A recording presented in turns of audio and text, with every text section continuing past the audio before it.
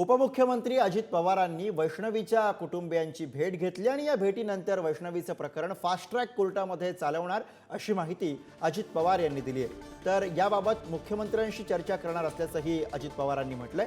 तर दादांनी केस fast track कोर्टामध्ये चालवण्याचा शब्द दिलाय अशी प्रतिक्रिया वैष्णवीच्या वडिलांनी दिली आहे। मी उद्या मुख्यमंत्र्यांच्या बरोबर आम्ही दोघंही दिल्लीला जाणार आहे। त्यावेळेस आम्ही बरोबरच आहोत 2 तास विमानामध्ये। त्यावेळेस मी त्यांना सांगणार की बाबा ही केस आपल्याला फास्ट ट्रॅकवर चालवायची आणि त्या प्रकारे मुख्यमंत्र्यांनी पण लक्ष घातलेलं आहे। त्याच्यावर ते चालवतील। आज ते पण मगाशी कोल्हापूर विमानतळावर होते, परंतु मी पुण्याला आलो आणि ते दिल्लीला गेले।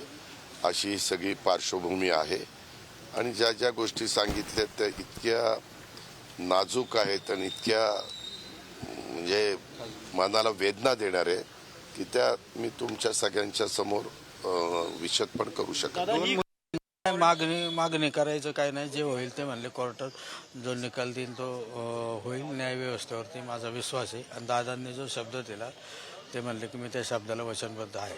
तुम्ही काय मागणी केली की फास्ट ट्रॅक कोर्टात हे फास्ट ट्रॅक कोर्टात तो गुन्हा चालू नाही। वकिलाच्या बाबतीत काही तसं काही झालं नाही।